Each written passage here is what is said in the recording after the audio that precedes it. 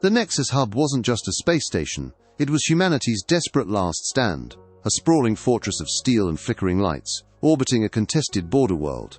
Every conduit hummed with a strained energy, every screen glowed with grim data. This wasn't a place of exploration anymore, but of grim, constant vigilance. Deep within the hub, in the nerve center of the Central Cryptography Command, the air was thick with tension and the bitter scent of burnt circuits. Holographic displays shimmered with indecipherable alien characters, flowing like impossible rivers of perfect, crystalline logic. These were the communications of the Aethel, an alien race as alien as space itself, sleek, elegant beings of pure, unadulterated logic, their every thought and word processed by a vast, collective AI consciousness. They communicated through an encryption so mathematically perfect, so devoid of natural noise, it mocked humanity's greatest minds. Commander Thorne, head of Krypton Command, a woman whose every movement was sharp, efficient, and utterly devoid of wasted motion, slammed her fist softly on a console. Her face, usually a study in disciplined calm, was etched with a deep frustration. Still nothing, not a single repeating sequence, no pattern break in 48 hours. A young cryptographer, his face pale and drawn from sleepless nights, shook his head.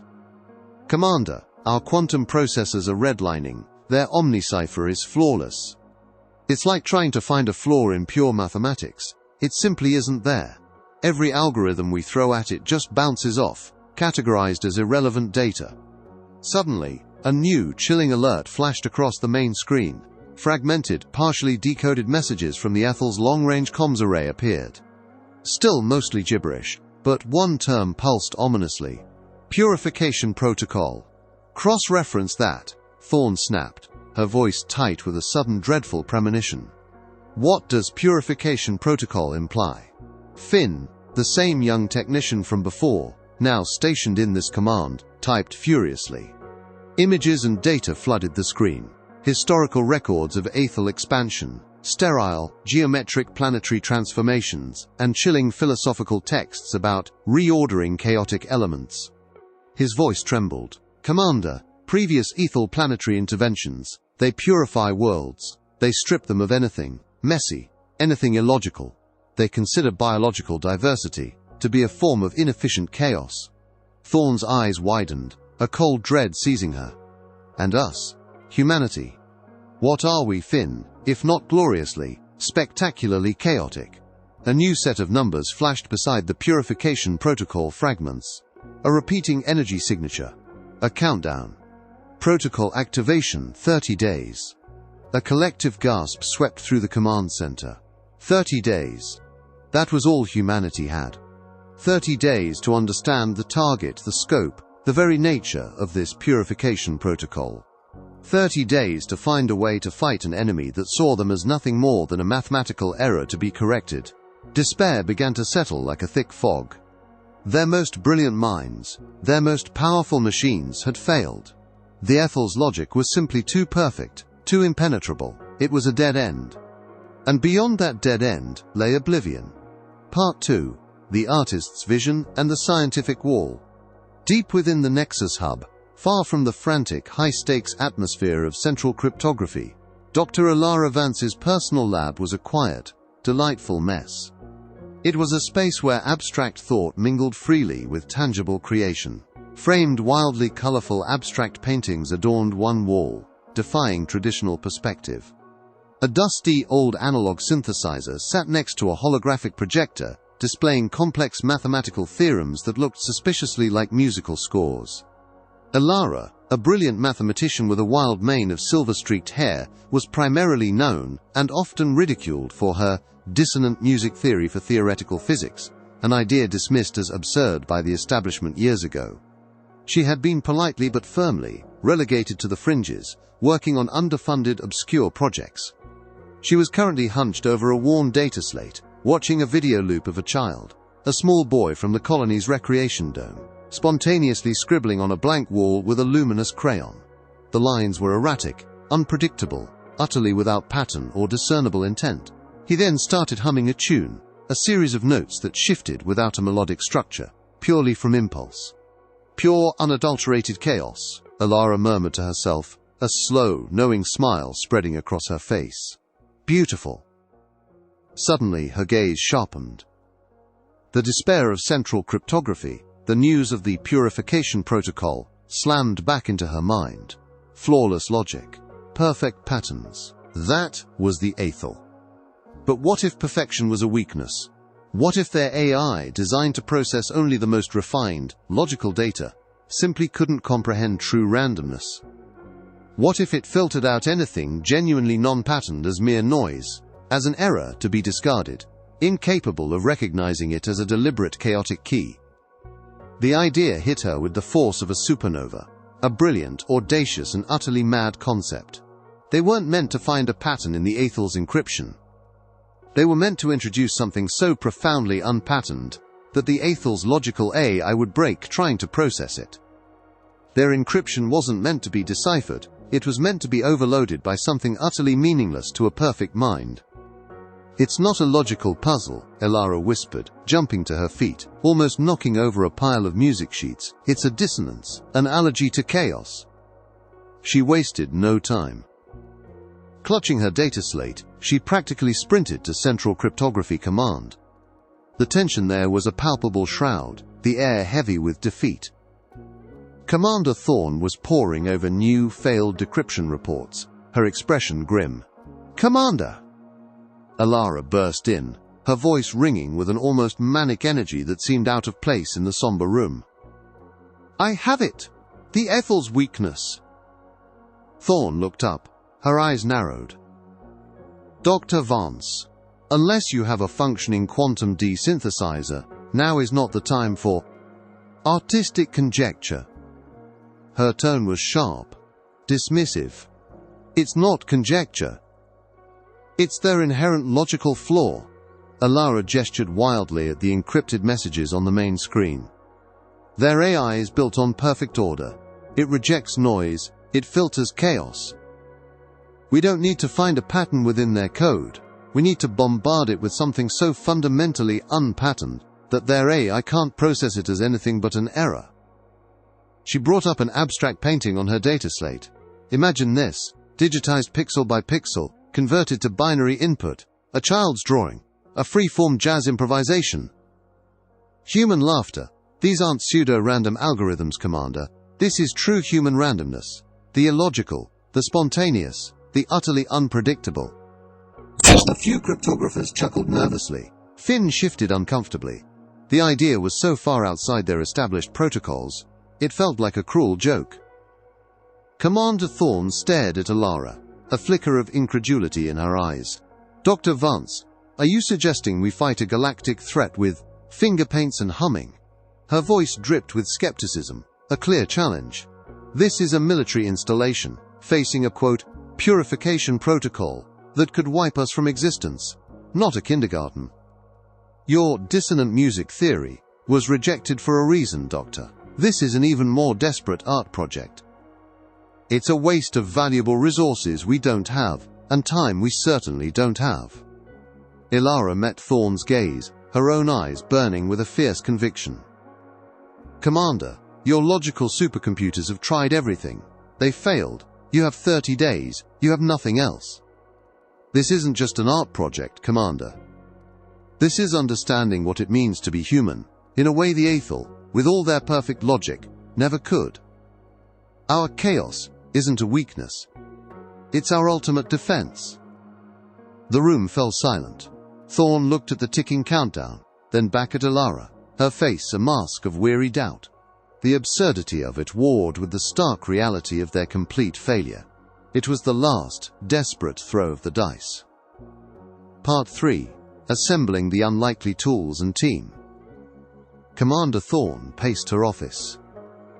The digital countdown for the purification protocol loomed on her private display, now flashing, quote, 22 days remaining.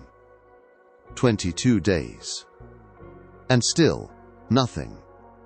Her logical, pragmatic mind rebelled against Dr. Elara Vance's outlandish proposal, yet her gut, a grim, weary organ, told her they had no other play. With a heavy sigh, Thorn made the call. "Dr. Vance, you have limited clearance. I can't spare full resources." You get the old Gamma Bay research annex. It's mostly decommissioned, and a minimal support staff. Make something work." Her tone was grudging, but it was an approval nonetheless. Elara didn't cheer. She simply nodded, a glint of fierce determination in her eyes. It was more than she expected. Her first stop was the hub's maintenance level, a sprawling labyrinth of pipes and old conduits. Here, amidst the clatter and hum of ancient machinery, she found Kalen Jax. Kalen was a young, sharp technician, known less for following protocol, and more for his uncanny ability to coax life out of dead tech. He was currently trying to reroute power from a defunct hydroponics unit to a perpetually flickering comms relay, muttering under his breath about logic flaws in pre-war schematics. "Kalen Jax?" Elara asked, stepping over a pile of salvaged wiring. "Nigel." He looked up, wiping grease from his brow. "That's me. Heard you're the one trying to crack alien codes with interpretive dance?" He had a cynical smirk, but his eyes held a spark of genuine curiosity. "Something like that," Elara replied undeterred. "I need you to build me an engine, a dissonance engine. It needs to take inputs that aren't data, sounds, images, movements, and convert them into a raw, unpatterned signal that can interfere with alien frequencies." She saw the flicker of intrigue in his eyes. "Think of it as building a universal noise generator. A very specific, very illogical noise generator." Kalen scratched his chin. "Sounds inefficient, and possibly genius. What's the budget?" Elara smiled faintly. "Your imagination and whatever salvage we can find in Gamma Bay." Kalen let out a short, cynical laugh, but then a slow grin spread across his face. "All right, Dr. Vance. This sounds like the kind of problem they don't teach in textbooks. Count me in. I've always wanted to build something truly useless to the universe." Back in the dusty, echoing Gamma Bay, Kalen started scavenging. He repurposed old comms relays, optical sensors from defunct exploration probes, and even the discarded soundboards from the hub's only recreation lounge. Slowly, piece by piece, a bizarre console began to take shape. It had inputs for what looked like flat-panel scanners, a tangled mess of audio jacks, and a strange, almost archaic series of analog dials that Elara insisted on for nuance. It looked less like a supercomputer interface and more like an artist's experimental studio. While Kalen worked on the hardware, Elara focused on gathering the randomness.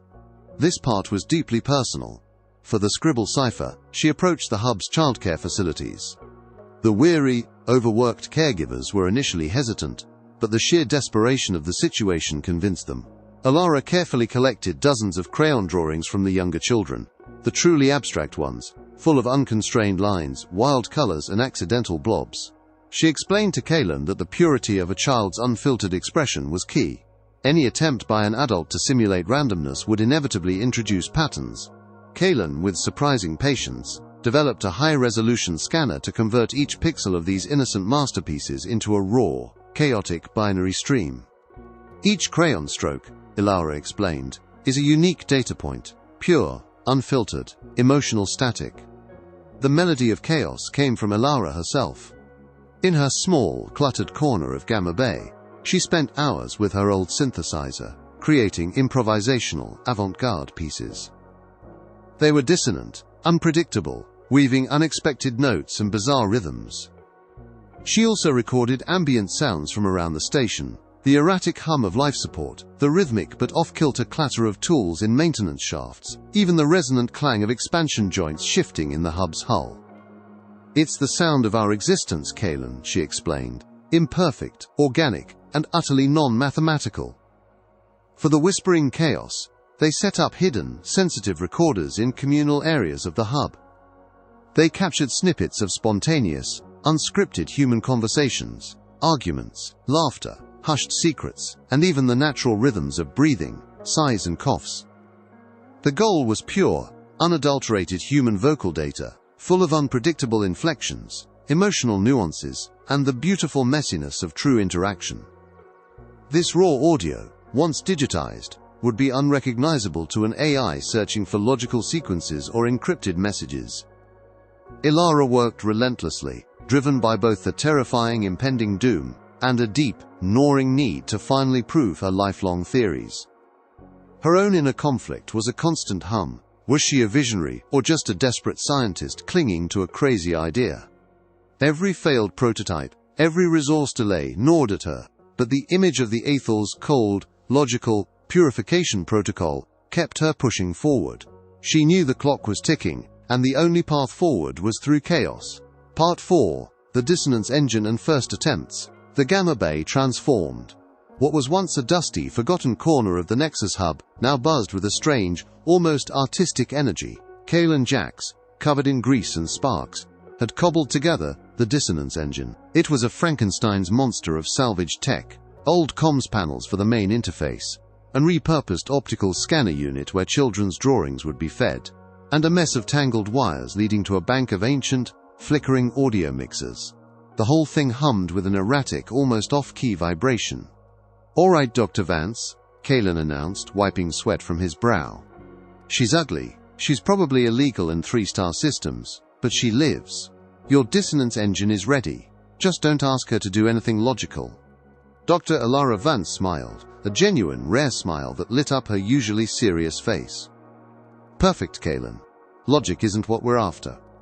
The countdown on her personal data slate now read 15 days remaining. The pressure was immense. Their first attempts were methodical, yet filled with a nervous energy. They selected a batch of crayon drawings, a chaotic explosion of purple lines and green blobs. Kalen fed them into the optical scanner. The dissonance engine whirred, translating the unpredictable visual data into a raw, binary stream. Alara then carefully mixed in a loop of her most dissonant, free-form synth music, followed by a torrent of digitized, unscripted human chatter.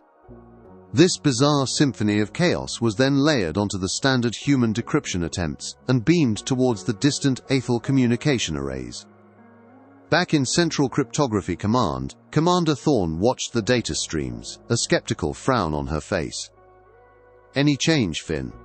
Finn, the young technician, monitored the Aethel's encrypted responses. "Negative, Commander. Their omni-cipher is actually tightening.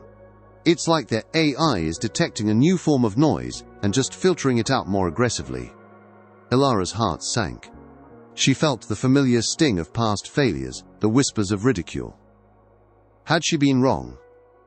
Was the Aethel's logic truly impenetrable to any form of chaos, even intentional human randomness? "It's just reinforcing their encryption, Dr. Vance." Thorne's voice crackled over the comms, a hint of, "I told you so," in her tone. "They perceive it as system interference, nothing more. We're wasting precious cycles." Alara stared at the screen, a profound despair creeping in. She saw the graph showing the Aethel's AI efficiency increasing, seemingly untouched. She slumped into a chair, the weight of humanity's impending doom pressing down on her. "Hold on." Kalen's voice cut through her despair, sharp with the sudden discovery. He was hunched over a secondary diagnostic screen on the dissonance engine, a series of complex data logs scrolling rapidly. "Dr. Vance, look at this. It's not a pattern break, not yet, but there's a micro-anomaly." He gestured to a barely perceptible flicker on the Aethel's power consumption graph. It was infinitesimal, easily dismissible. "See that tiny spike? It's not a decryption effort, it's a momentary logical stutter." Their AI's processing power dipped, just for a millisecond, trying to categorize what we sent. Alara leaned closer, her eyes widening. A stutter. Not an error, not a filter, but a stutter. "Exactly," Kalen confirmed, his voice now buzzing with excitement. "It's like their system can't decide if it's noise, or a malfunction, or something else entirely. It's confused. It's trying to fit our input into a logical box, and it can't." Alara slammed her hand on the console, a sudden triumphant laugh escaping her. "That's it! That's their flaw! Their AI is built for perfection, Kalen. It expects logical inputs, even from interference, but true human randomness, the unpredictable, the utterly chaotic, that's anathema to it. It's not ignoring the noise, it's struggling with it. It's trying to categorize the uncategorizable." Her despair vanished, replaced by a fierce, renewed determination. "We're not trying to decode, Kalen. We're trying to give their perfect AI a migraine. We're causing a logical short circuit, a denial of service on their own perfect system." "So," Kalen grinned, "we just need to make more noise?" "Precisely," Alara beamed. We need to overwhelm their logical filtering with more human chaos. We're not breaking their encryption, we're breaking their sanity. The countdown now seemed less terrifying. They had found not a key, but a hammer made of pure, beautiful human chaos. Part 5. The final onslaught of chaos and the breakthrough. The countdown now blared, 72 hours remaining, on every screen in central cryptography. The air was thick, with the scent of ozone and desperation. Commander Thorne, grim-faced, finally gave Dr. Ilara Vance full clearance. "Do it, Doctor. Whatever this dissonance is, we have nothing left." Her voice was devoid of hope, but the authorization was real. Back in Gamma Bay, the dissonance engine roared to life. Kalen Jax had amplified its capabilities, hot-wiring power conduits and rerouting data streams to push its output to the absolute limit. The console, a chaotic mix of flickering lights and analog dials, vibrated violently. "She's pushing redline, Doctor!" Kalen yelled over the rising hum. "Every salvage circuit is screaming." Ilara nodded, her eyes fixed on the scanner. "Good. We need every single scream." They escalated the dissonance. They fed the engine larger batches of the children's scribble cipher, now including intricate, overlapping layers of uninhibited crayon strokes. Ilara played her most chaotic, free-form synth improvisations, mixing them with the recorded cacophony of the Nexus Hub's unexpected sounds. A burst pipe, the frantic shouts of a drill team, the uncontrolled laughter of off-duty crew. For the whispering chaos, they streamed continuous recordings of spontaneous human emotion, not just conversations, but arguments, joyous reunions, panicked exclamations, even the raw, unfiltered sounds of sobbing and sudden intakes of breath. It was a torrent of pure, unadulterated human unpredictability. Across the vastness of space, the Cygnian Syndicate observed. Their sleek, ethereal vessels, usually dispassionate, now registered unprecedented activity from the Ethel. Anomalous energy fluctuations detected from Ethel Prime, a Cygnian drone reported, its analytical voice tinged with the closest thing its species felt to bewilderment. Their core AI processing units are exhibiting intermittent logical instability. Power consumption is erratic. The Ethel's crystalline structures, typically radiating perfect, serene light, began to flicker erratically, their surface rippling as if in distress. Their logical certainty was wavering. Their AI, designed to process and filter with cold precision, was encountering something it simply could not categorize as data or error. It was alien, illogical, and utterly overwhelming. Back on the Nexus Hub, the tension in Gamma Bay was suffocating. Every breath was a strained effort. The countdown blazed, 12 hours. Then, a sudden, piercing alarm shrieked from Kalen's console. "Doctor, look, Ethel communications. They're not breaking, but a new channel just opened. It's a sub-protocol breach." On the main display, alongside the still encrypted Omni cipher, a flood of new data poured in. It was less complex, less layered, almost crude by Ethel standards.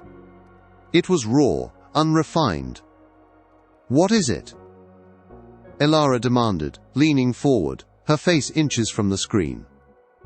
"It's a contingency edict," Kalen shouted, his fingers flying across the console, overriding the auto-filter.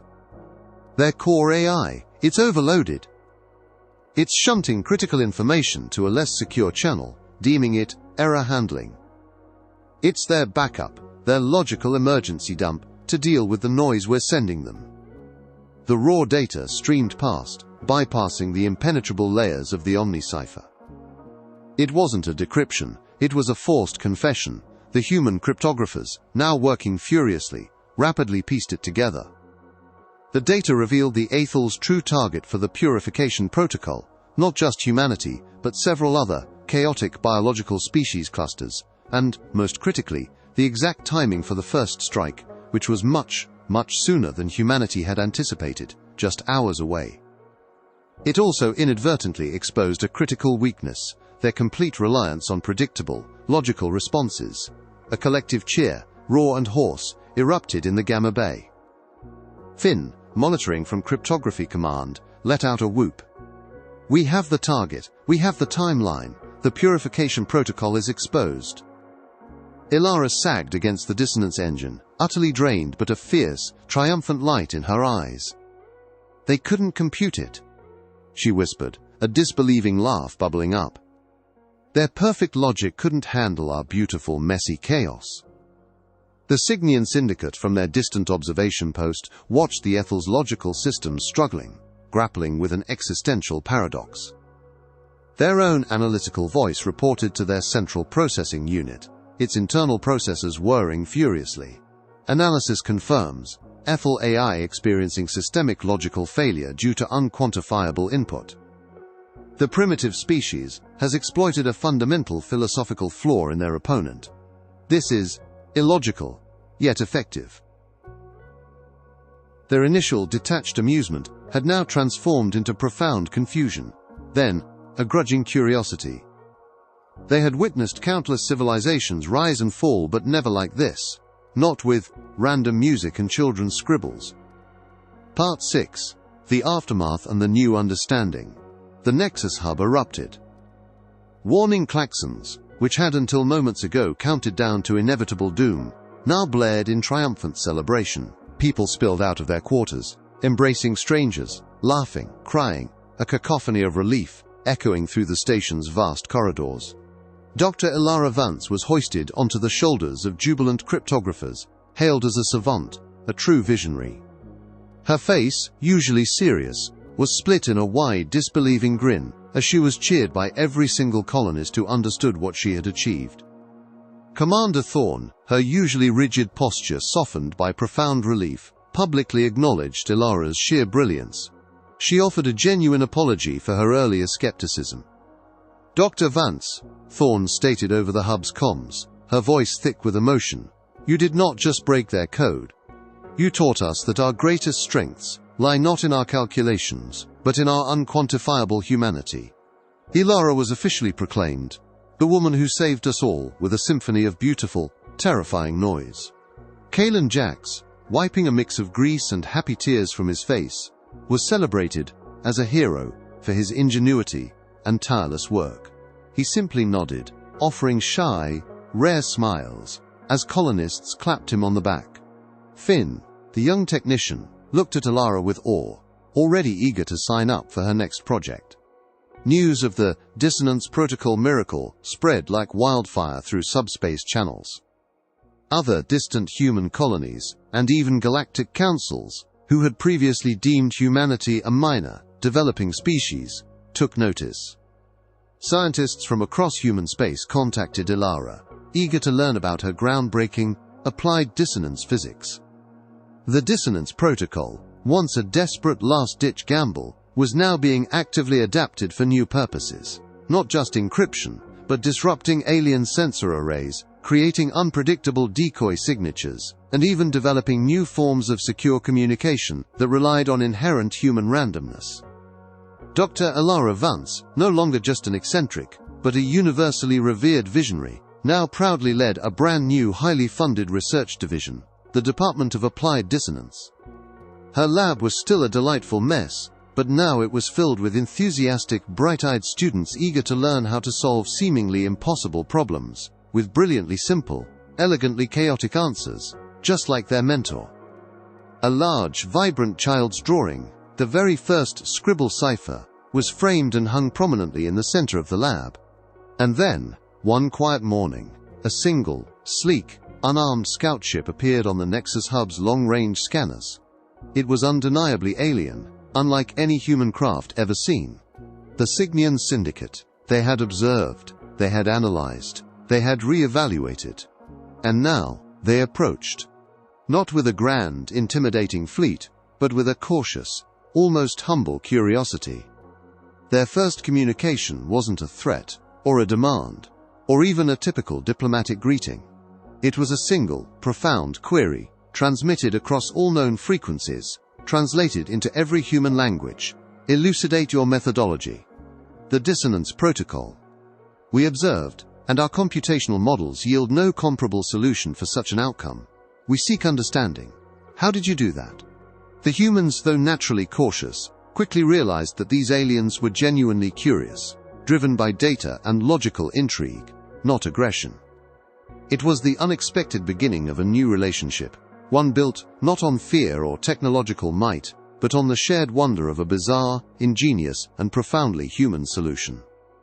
The Cygnian Syndicate, masters of complex equations and advanced physics, suddenly found themselves with much to learn from humanity's innate knack for simple, elegant defiance.